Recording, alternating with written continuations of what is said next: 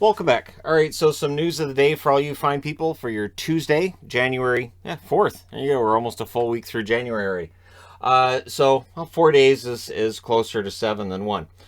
So Dougie Hamilton in the news right now, and this is one of those, it's odd, right? So he gets struck in the face with a puck in their last game in the first period. There wasn't footage of it at the time. There wasn't much said about it at the time. But now he's returned to New Jersey for further evaluation. It's one of those things. Guys get hit in the face with a puck, and a lot of the time we'll see that, and you always wince. You always kind of feel scared for the person. Sometimes it's just a welt. Sometimes they go to the emergent room. They go to the back to the room. They get stitches from the whatever medical personnel they have employed by the team, and then they come back into the game. And sometimes they're just out for a while, right? So I know it depends on the speed, the angle, where it hits, and sometimes it's just good luck or bad luck, right? So for Dougie Hamilton, he's returned to New Jersey for evaluation. So we don't know how long he's going to be out, but it could be for quite a while. So, as we saw it was Cam Fowler last year is the one that comes to mind right away. This guy who got hit with a puck, and he was out for quite a while. So we'll see how long Hamilton's out. It feels like lately we've started seeing a lot of guys getting hit in the face with pucks again. And it's not something we want to see. So yeah, hopefully Hamilton's not out for very long.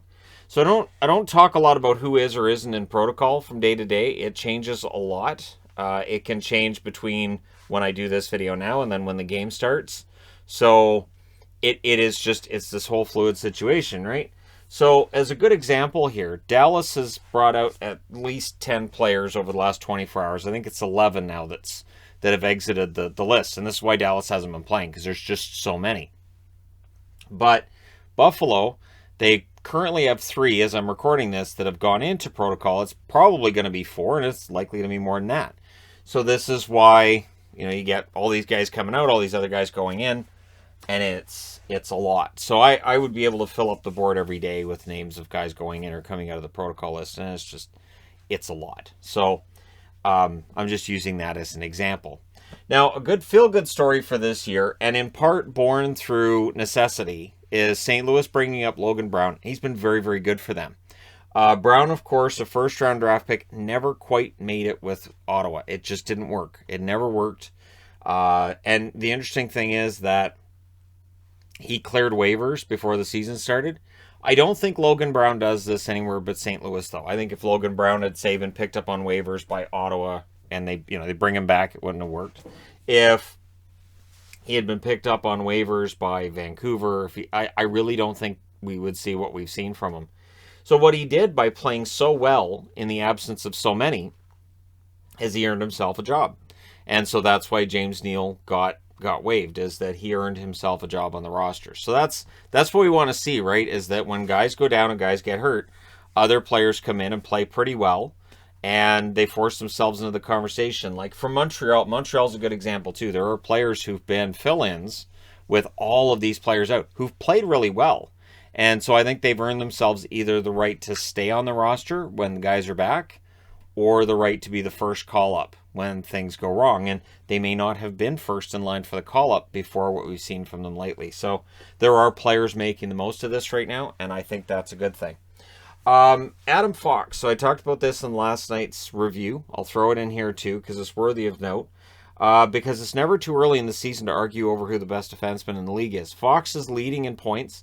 34 games, 5 goals, 30 assists, 35 points. He hopped over Hedman. Hedman plays tonight. Hedman maybe passes him again, right? So they're 2 of the most likely to lead at the end of the year. I have Yossi in that category as well. Makar's in that category as well.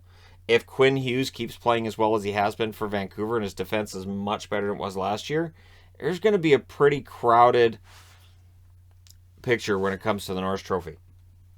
So right now Fox leads in points, and I think that's an important factor for voters. We've argued about that too, about whether or not the guy who leads in points is necessarily the best defenseman. But right now Fox is the defending Norris Trophy winner, and he's leading in points again, so he is definitely going to get some votes.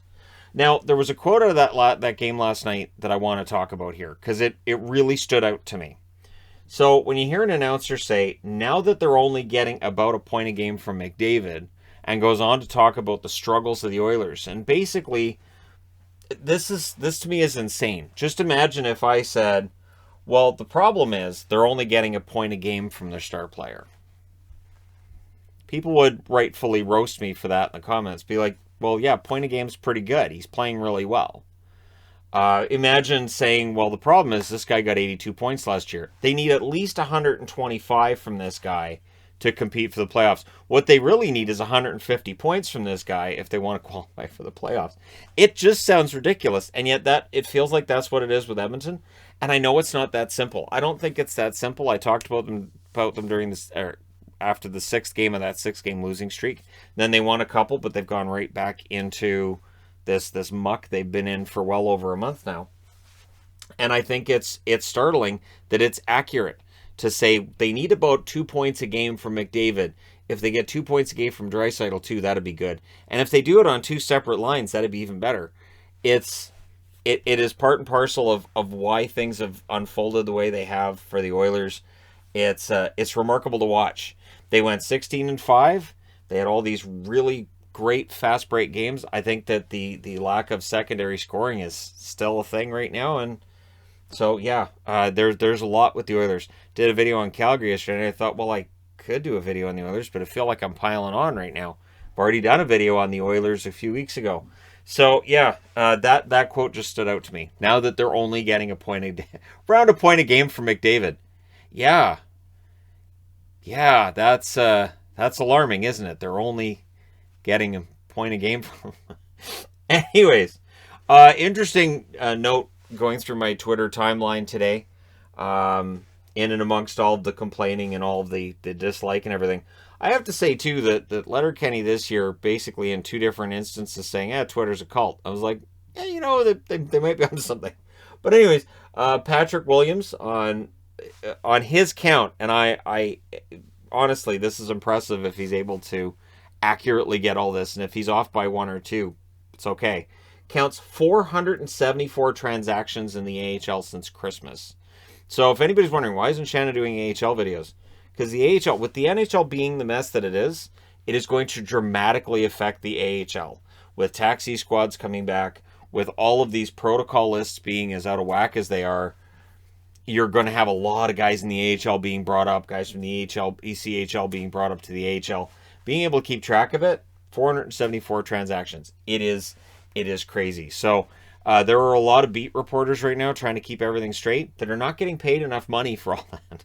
They just aren't. So kudos to them for doing their best to keep it all straight.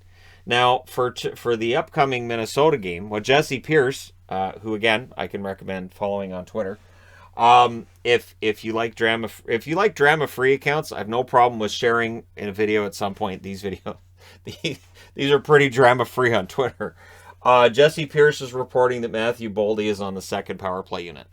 So that would be fascinating to see Boldy in his debut in the NHL on the 2nd power play unit. This is in practice. It may not actually be the case when you get to game time. I will be fascinated to see if he actually ends up on the 2nd power play unit come game time. And I'm here for it. The guy's got a lot of hype behind him. Very talented player. Can't wait to watch him in the NHL. So there you go. You're all caught up. We'll see if there's any more news for me to report between now and game time for tonight, because there's 8 games tonight. So there's a greater chance of stuff going on. But we haven't had any trades. We haven't seen anything massive going on yet, but we'll see. Day's still young. Let me know your thoughts in the comment section below as always. Don't forget to hit like and subscribe if you're browsing your way through. You just happened upon this video. Thank you guys so much for watching, for all your support. I will talk to you again soon.